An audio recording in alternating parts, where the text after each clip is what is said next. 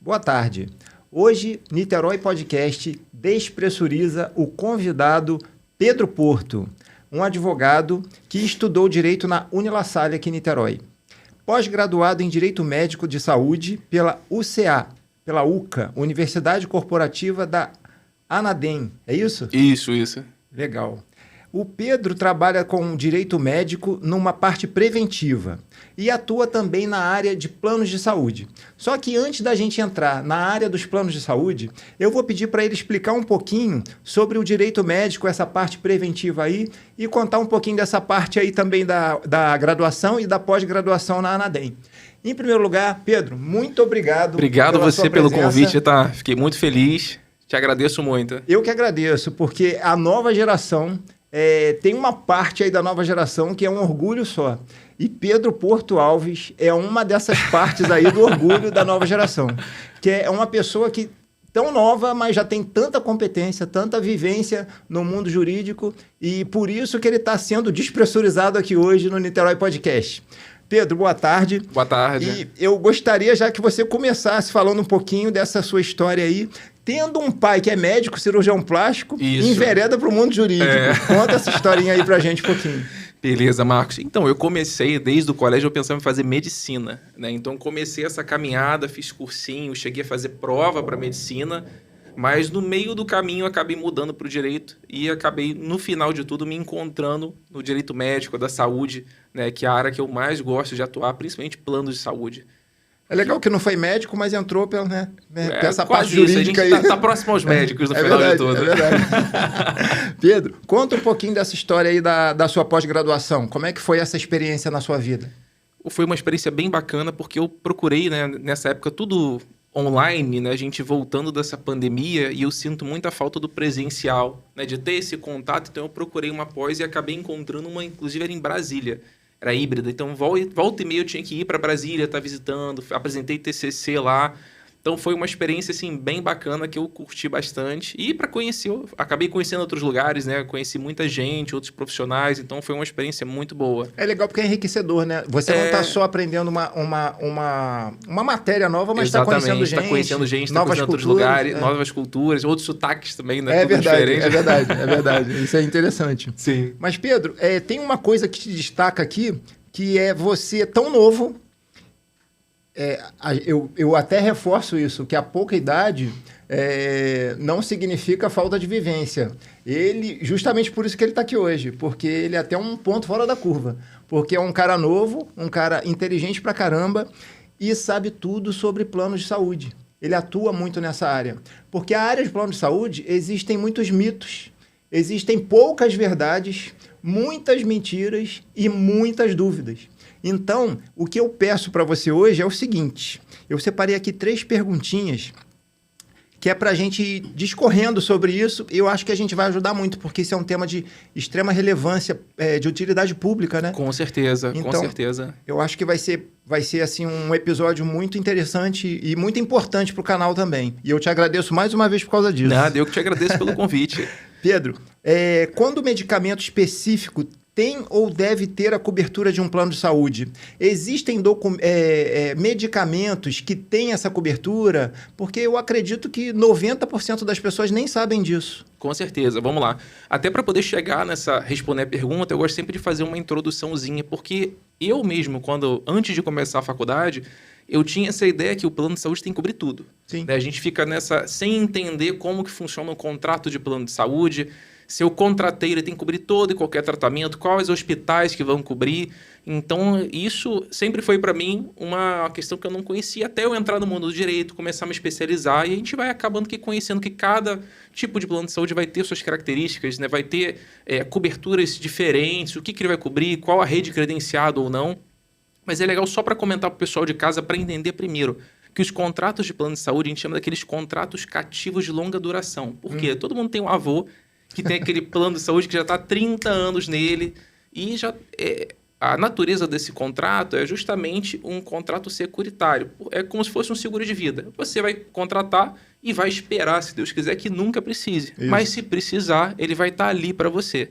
Só que, infelizmente, a gente vê que, na realidade, isso muitas vezes não acontece. Porque no Brasil a gente tem mais de 50 milhões de usuários de plano de saúde. E grande parte dessa judicialização que envolve a saúde vem da parte de plano, porque são muitas negativas abusivas. Então, isso é constante. Eu sempre aconselho, se você tem um plano e você teve uma negativa, não aceita essa negativa de cara. Procura um advogado, procura se informar, porque existe grande chance dessa negativa ser abusiva. Desculpa te cortar aí, mas é exatamente nesse ponto aí que existem muitas dúvidas. Porque as pessoas, elas nem sabem dos direitos que elas têm. Né? Sim, com certeza. Principalmente em plano de saúde.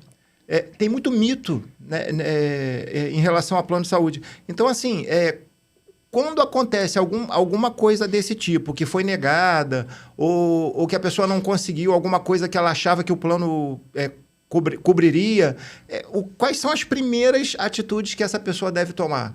Com certeza. E até já respondendo a sua pergunta, né? Toda vez que você tem uma negativa, você tem que solicitar o plano para ele formalizar essa negativa, para você tê-la por escrito.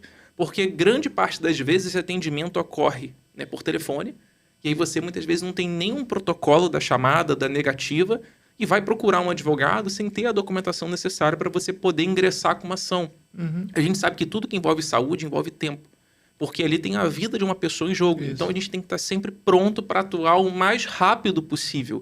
Então, se você teve uma negativa, já solicita para o seu plano, porque essa é uma obrigação que ele tem com você, o usuário, e muita gente não sabe, é fornecer essa negativa explicando qual é o motivo da negativa.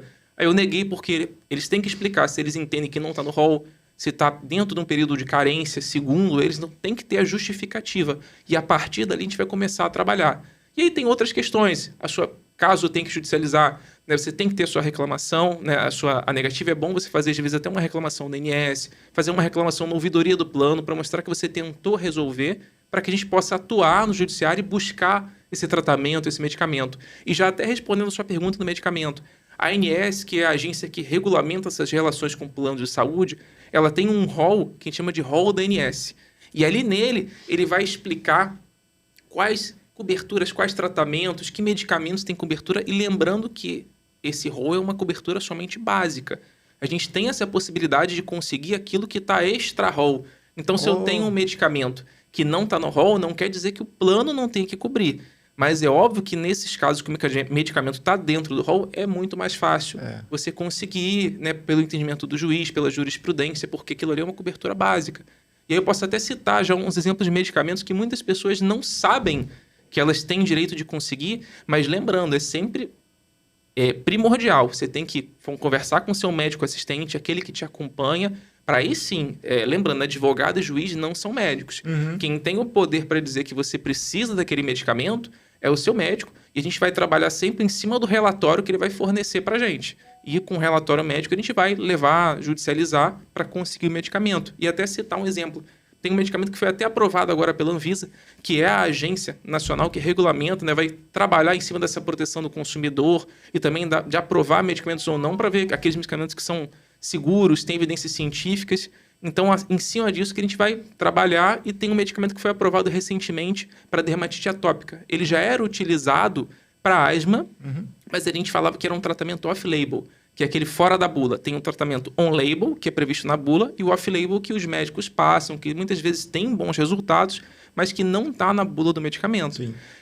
Na bula é para determinada coisa específica. Exatamente. Mas ele apresenta funções boas para outras doenças. Outras doenças. Não, na história a gente tem muitos medicamentos que foram criados por um motivo, só que no meio do caminho, na utilização nos testes, descobriu uma outra funcionalidade. Parece que isso até aconteceu com o Rivotril também, né? Tem vários. O cara não era para relaxar, para dormir. Até o Viagra também foi descoberto mesmo, assim, verdade, não era para isso. O minoxidil também. Então, tem muito medicamento que a gente tem... foi descoberto outras funções e são utilizados. E um deles é o do Dupilumab, que é o do Pixent, que é um medicamento caríssimo, que muitas vezes as doses giram aí de 8 a 10 mil reais uma aplicação. E essa é para qual tipo de doença? É utilizado para asma e foi aprovado para dermatite atópica. Então, são pessoas que têm aquele caso de dermatite atópica grave, que fica escamando a pele, apresenta feridas nas dobras, atrás do joelho. E isso dificulta tanto a vivência da pessoa, dela poder ir na praia, dela poder utilizar certos tipos de roupas, quanto a autoestima. Porque a gente tem que entender que a saúde não é só o do nosso corpo, mas também o nosso psicológico, psíquico. Né? A saúde engloba tudo isso. Então, e a cabeça quando não tá boa, né, Pedro? Nada funciona, né? É verdade. Então, esse é um medicamento que tem que ser coberto pelo plano de saúde e tem mudado a vida de muita gente. Pô, graças a Deus que a gente está evoluindo, né? Com certeza. São passos de tartaruga, mas está andando para frente, não é isso? É verdade. Disso aí que você falou, fiquei com uma dúvida, que acredito que seja a dúvida também de muitas pessoas, porque é o que eu falei, isso aqui é pura utilidade pública. Algumas pessoas vão ter que usar algum tipo de medicamento que não está na lista da Anvisa. E como é que ela faz para procurar saber se o plano de saúde pode pagar, ainda que esse medicamento não esteja nessa lista? Qual deveria ser o procedimento que essa pessoa que precisa de um medicamento que às vezes custa uma fortuna, saber se realmente o plano pode cobrir ou não, se ela vai precisar de uma ação judicial para tentar incluir? Como você mesmo falou, o tempo urge, né, em questão de saúde. Com certeza. Então, tudo é em relação a liminar, né? Você entra com o pedido e a resposta tem que vir imediata. Então, assim, a pessoa que está, às vezes, num desespero, né? E como é que ela deve fazer para saber se esse medicamento específico que não está na lista, se pode ter cobertura pelo plano de saúde? Então, primeiro estudo mais importante é procurar um advogado que vai te orientar, especialista na área da saúde, e ali a gente vai buscar no rol da ANS, né, que ela que regulamenta essa cobertura obrigatória dos planos, mas ali ela vai ver, caso não tenha, a gente tem que, eu já sempre converso com os médicos, e isso é importante já o cliente saber, primeiro de tudo, e é o mais importante em todo tipo de ação de plano de saúde, um relatório bem feito pelo médico, porque por mais que ele não esteja ali no rol da ANS, no relatório o médico vai dizer qual o estado de saúde do paciente, há quanto tempo que ele já faz esse tratamento, se ele já fez outros tratamentos que não surtiram efeito, se esse medicamento, né, o tradicional, que muitas vezes o plano ele indica um outro medicamento e não quer cobrir aquele que está fora do rol, mas quer fornecer um outro. Então ele vai ter que justificar por que aquele não é indicado, se existe algum tipo de risco para esse paciente, e aí justificando. E também com evidências científicas de aquele medicamento, ele é efetivo para aquele caso do paciente, a gente pode buscar sim, né, no judiciário o fornecimento desse medicamento e o mais rápido possível através de uma liminar. Então é muito importante esse cliente ter essa documentação. E também documentos que são questões processuais, quitação do plano de saúde para mostrar que ele está em dia, né, o relatório médico, os exames que ele fez, os medicamentos que já toma. E a partir dali a gente vai trabalhando para conseguir isso. Levar todo o histórico, né? Se possível, tudo doença, que tiver. Tudo que tem exames, laudos, isso. Laudo médico. O pedido do médico, a fundamentação dele, o porquê da urgência. Exatamente. E se existe urgência ou não. Que isso aí é uma das coisas mais importantes. Eu acho que isso aí é o ponto culminante, né? É o fundamental. Porque é uma responsabilidade muito grande para o juiz receber aquela demanda ali, vendo o médico atestando que tem uma urgência e não conceder. Porque ele pode estar mudando a vida de uma pessoa ali. É verdade. Imagina a cabeça de um magistrado que nega um negócio desse. Com certeza. Nossa Senhora. Pedro, agora tem uma perguntinha aqui sobre carência de plano de saúde, que eu acho que essa é uma das maiores dúvidas das pessoas.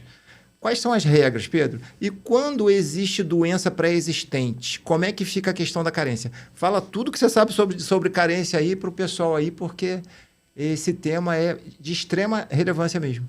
Grande parte das negativas vem da justificativa de existência de carência. E a gente tem, óbvio que o contrato vai prever, mas a gente tem um regramento de 30, 180 dias para procedimento cirúrgico e 300 dias para parto. Então, assim, é muito importante o cliente entender primeiro de tudo o paciente qual é o sentido da carência. A carência não é para prejudicar a pessoa. A gente tem uma briga ali constante numa relação entre uma operadora de saúde e um paciente, o equilíbrio do contrato. Porque aquele contrato, como eu falei, de longa duração. Você fica preso nele por muito tempo. Você fica com uma expectativa muito grande de que quando você precisar, você vai ser atendido e ter aquele medicamento. Então, a carência, a lógica dela é justamente para evitar que pessoas contratem como operadora de saúde e pouco tempo depois, após conseguir o tratamento, elas cancelem o contrato. E aí vai desequilibrar, porque tem todo um cálculo atuarial para manter esse equilíbrio. Mas é óbvio que as operadoras de saúde têm um lucro muito grande, né? Mas a gente tem que entender que elas estão para ter lucro, porque se um dia ela deixar de ter, não existe mais plano de saúde. É verdade. Então não é errado ele ter lucro, mas a gente tem que estar sempre brigando para equilibrar isso, para não ficar em desvantagem para o usuário, para o paciente que precisa daquele tratamento.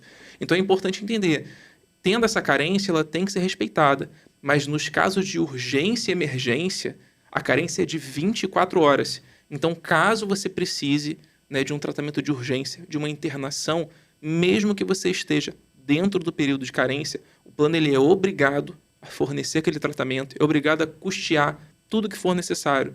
E isso também engloba materiais, anestesistas.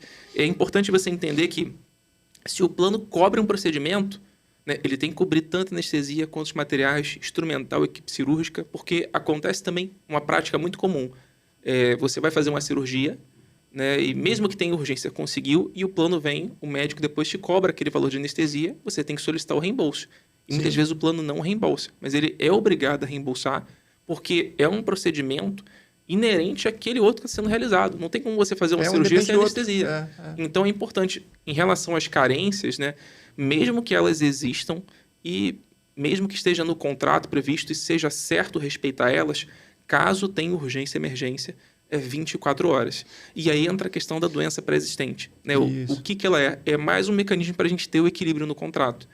Porque quando você adere a um plano de saúde, você pode fazer, né, uma entrevista com o médico que vai te examinar, vai ver se você tem alguma doença ou lesão pré-existente, que a gente chama de DLP.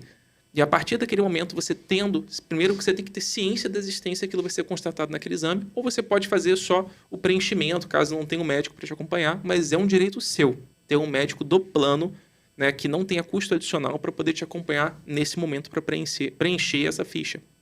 Mas acho que quase ninguém sabe disso também, né? Quase ninguém sabe. Tem muita coisa que ninguém sabe. É verdade.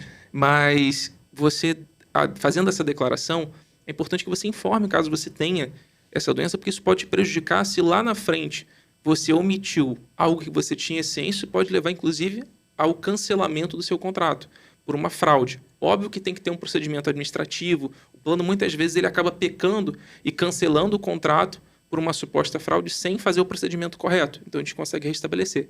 Mas, voltando para a questão da doença pré-existente, caso exista e você declare, você vai ter uma carência de 24 meses para aquela doença específica, para os procedimentos de alta complexidade, né, que são os leitos de alta complexidade, procedimentos cirúrgicos. Mas, lembrando, se você tiver uma doença e existir essa DLP, essa carência, você pode ter cobertura de exames, outros procedimentos ambulatoriais. Você só vai ter que cumprir a carência relacionada àquilo que for de alta complexidade, leitos de alta complexidade e procedimentos cirúrgicos. Mas outro ponto importante, se existir urgência e emergência, a carência vai ser de 24 horas, mesmo você tendo, né, aquela DLP, aquela doença ou lesão pré-existente. Porque a emergência não espera, né? Não espera, não tem como esperar 2 anos para ter um tratamento. Isso é muito comum, muitas vezes em tratamento de crianças que têm autismo. Então, a gente tem diversos tipos de tratamento. Tem um tratamento precoce, que é o Denver, e aquela criança, é importante que ela comece, né? Estou dando esse exemplo para entender, o mais rápido possível esse tratamento, porque a gente tem as janelas de oportunidade para aquela criança poder se desenvolver e chegar naquilo que é importante, que é a inclusão social daquela criança, para que ela possa se desenvolver e muitas vezes se inserir no mercado de trabalho, melhorar essas relações interpessoais, que esse é o objetivo dos tratamentos multidisciplinares. Então, primeiro estudo que autismo não é doença, então você não pode ter uma DLP, mas isso é uma questão muito comum de planos de saúde em querer enquadrar o autismo como uma doença pré-existente, mas ele não é, então já não poderia ter. Mas mesmo que haja uma carência contratual normal, muitas vezes o tratamento tem urgência, porque você vai perder aquela janela de oportunidade da criança estar iniciando e se desenvolvendo. Então, é aquilo, toda vez que você tem uma DLP, se você tem, muitas vezes até uma obesidade que começou a se desenvolver após a contratação, você chegou numa situação que precisa realizar aquela redução do estômago, porque você está colocando em risco, porque você tem outras comorbidades, você tem uma urgência. E aí o plano tem que cobrir essa cirurgia. Correr o risco de vida vira urgência, né? Vira uma emergência. Urgência vai ser tudo aquilo que envolva risco de vida ou dano de difícil reparação. Então, mesmo que não haja uma possibilidade de morte, se aquele tratamento, caso não seja executado, possa ocasionar um dano grave àquele paciente, ainda assim a gente vai ter uma situação de urgência. É verdade. E situações de parto que a gente entra em emergência. Qualquer relação, né, que tenha possibilidade de dificultar, causar algum dano no parto, a gente também tem. Mas o parto, ele tem aquela carência de 24 meses, né? É de 300 dias. 300 dias. E aí... geralmente são 10 meses, né? Eles botam um mês a mais do que a gestação. Acho que é isso. Se você contratou e engravidou após, você já vai ter aquela carência de 300 dias. Só que muita gente fica na dúvida se vale a pena você contratar o plano de saúde, mesmo sabendo da carência. Então, vamos supor que você tem uma gestação e queira contratar agora. Você não vai ter cobertura para aquele parto que a gente chama de parto a termo. Verdade. Né, que é quando você programa tudo direitinho. Mas você pode ter uma dificuldade, né, alguma intercorrência nesse parto e acabar desembocando num parto de urgência. E aí o plano vai ser obrigado a cobrir, custear todo o tratamento, custear o parto de urgência. Então, para que você tenha mais segurança, às vezes vale a pena você contratar um plano para caso você esteja grávida, mesmo sabendo, né, da carência. Porque isso vai te dar uma segurança de caso ocorra uma intercorrência, o plano vai ter que te socorrer. É verdade. Pelo menos psicologicamente, para você ficar mais tranquilo. Com certeza. E se você precisar, ainda que você tenha que entrar na justiça, que tenha que... solicitar um reembolso do que você gastou. Mas você vai conseguir. Se for uma urgência, sim. Legal. Pedro, uma coisa também que eu tenho dúvida e acredito que também muita gente tenha. Tem muitas pessoas que trocam o plano de saúde e na hora que você está trocando o plano de saúde lá, tem muito agente de seguro ou funcionário da empresa que fala, não, a gente cobre a carência, você trocando de plano e o plano que você quer entrar agora diz que compra a tua carência do anterior. A gente ouve isso, mas não é sempre que acontece isso. Isso aí tem que estar, eu acredito que sim, tem que estar ali no contrato dizendo que compra, você deve ter algum documento para que se der algum problema, você tenha ali a prova, até para poder ingressar na justiça, se tiver algum tipo de problema. Mas tem algum tipo de artimanha, algum tipo de assim, até de uma ideia que você possa dar para a pessoa, quando ela está pensando em trocar de plano, os cuidados que ela deve ter com esse lance da carência? Sim.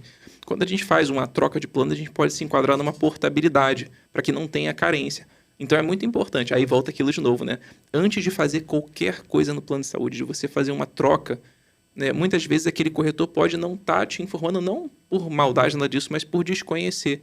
Então, é importante que você procure um advogado para que ele possa analisar o seu contrato, analisar quanto tempo você tem de contrato, para que aí sim ele possa te dar certeza. Olha, vamos fazer a portabilidade porque você se enquadra dentro das regras da ANS. E aí você se enquadrando, você consegue fazer essa portabilidade.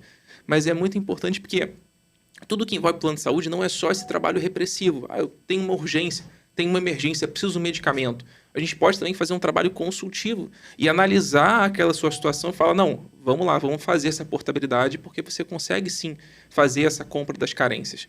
Mas é muito importante que você converse com o advogado para ele analisar caso a caso e poder te responder com certeza, com segurança, para que você não tenha problemas lá na frente. Para que não tenha uma surpresa ruim, né? Ruim, né? Pedro, eu acredito que esse papo aqui nosso foi muito importante, muito assim, de ajudar as pessoas mesmo, de utilidade pública, como eu costumo falar. E eu gostaria de te perguntar o seguinte, lógico que vai ter um monte de gente vendo esse episódio e vai ficar interessado e vai querer saber como é que te contacta. Deixa aí suas redes sociais, seu telefone, se as pessoas quiserem te procurar para algum problema que elas tenham de já estar ingressando em justiça ou pensar em ingressar porque aconteceu alguma coisa desses problemas aí que a gente conversou aqui. Se elas quiserem alguma ideia sua, alguma opinião, se podem te mandar um direct, se você tem rede social, como é que essas pessoas podem te encontrar? Beleza, Marcos. Olha, eu estou sempre à disposição. Se tiver alguma dúvida, né, e quiser entrar em contato para poder fazer... A gente, pela internet, as pessoas ficam muito receosas, mas a gente tem um escritório físico, pode vir conversar. A gente está aqui para poder propagar conhecimento e explicar o que as pessoas têm direito ou não, para que elas possam entender, né, que plano de saúde não é um bicho de 7 cabeças, mas você tem que ter um assessoramento jurídico, eu sempre digo, não aceite a sua negativa de plano de saúde e deixe para lá. Procura um advogado para te orientar. Então, caso você tenha qualquer dúvida, eu tenho o Instagram, que é Pedro Porto Alves, né? Volta e meia eu estou postando algum vídeo, fazendo algum story para poder trazer informação. Então, se você tem qualquer dúvida, pode me chamar por lá, que a gente bate um papo, conversa, você expõe o que você está passando, né? E a gente vai tentar ajudar da melhor maneira possível. Poxa, muito bom. Então, a gente vai finalizando esse papo aqui de extrema utilidade pública com esse jovem advogado, Pedro Porto.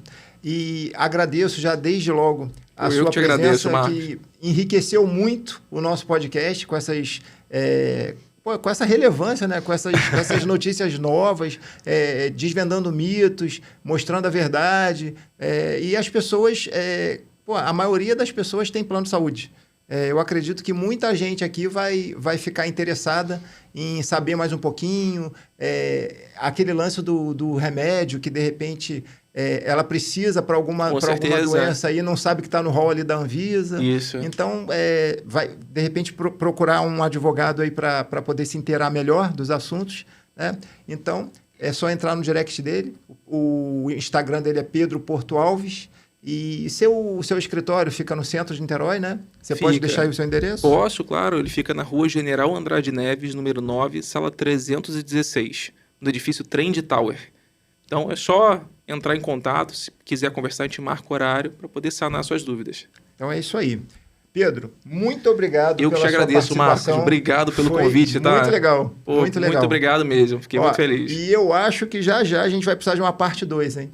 Então, qualquer coisa aí, já vai se preparando para agendar a próxima. Vamos, a gente pode falar de direito médico preventivo já para um público mais direcionado. O que você falar está aí. Com certeza. Gente, uma boa tarde para vocês. Boa tarde. E a gente fica aqui... Nesse episódio aqui, a gente termina e agradecendo. E eu sempre gosto de falar o seguinte. As pessoas que estão sentadas aqui, nessa mesa, conversando comigo, são pessoas normais, como eu, como você que está assistindo.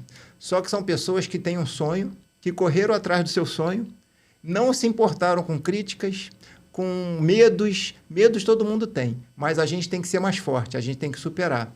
E lembre sempre que se a gente tiver algum tipo de crítica, se a gente tiver algum tipo de comentário que não seja legal, é sinal de que você começou a fazer sucesso na sua carreira. Então, não olhe para trás, olhe só para frente. É isso aí. Até a próxima. Poxa, foi muito bom, cara.